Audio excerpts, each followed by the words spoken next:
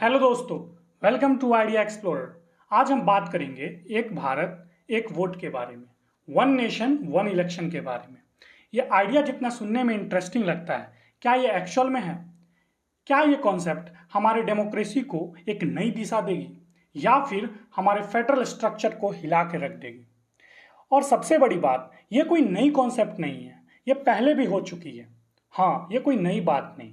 तो चलिए आज इस वीडियो में हम इसके विजन, इसके इम्पैक्ट और इसके फ्यूचर के बारे में जानेंगे, क्योंकि ये सिर्फ पॉलिटिक्स नहीं, हमारे फ्यूचर का सवाल है। एक और विषय है one nation one election. One nation one election. अरे आपको क्या मिलेगा? ये भारत की जरूरत है, इसमें आपत्ति क्या है?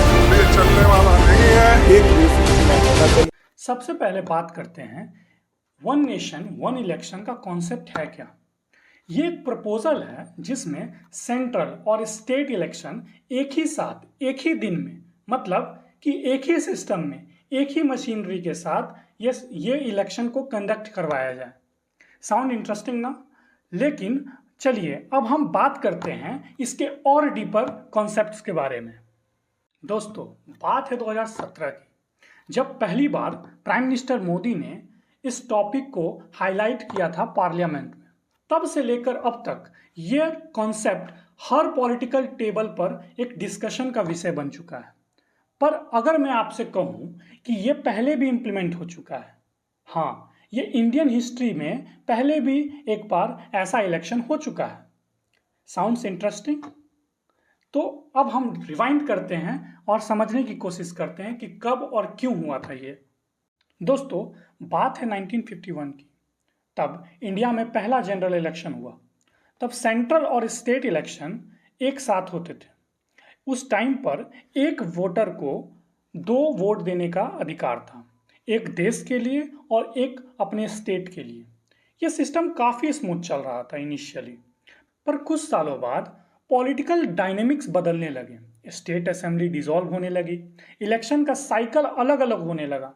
इसका इम्पैक्ट हुआ कि फ्रीक्वेंट इलेक्शंस और ज़्यादा पॉलिटिकल ड्रामा। यही रीज़न था कि इंडिया में साइमल्टेनियस इलेक्शंस का कॉन्सेप्ट खत्म हो गया।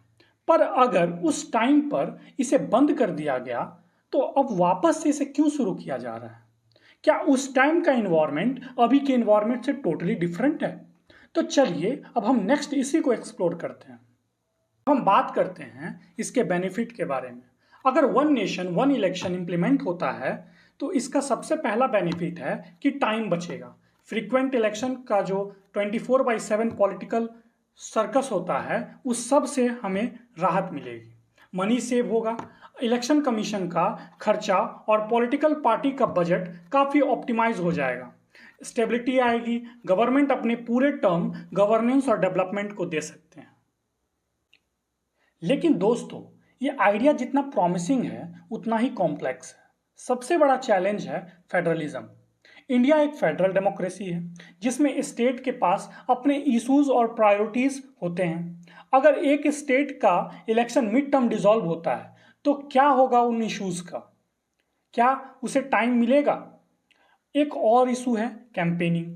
पॉलिटिकल पार्टीज को एक ही वक्त पर नेशनल और रीजनल इश्यूज को एड्रेस करना पड़ेगा।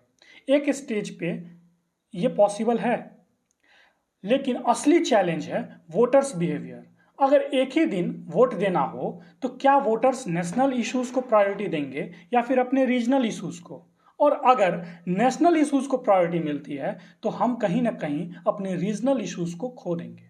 देखा जाए तो वन नेशन वन इलेक्शन का एक रेवोल्यूशनरी आइडिया है, एक ऐसा कॉन्सेप्ट जो इंडिया के पॉलिटिकल सिस्टम को स्ट्रीमलाइन कर सकता है, पर इसका रिस्क भी बहुत बड़े हैं।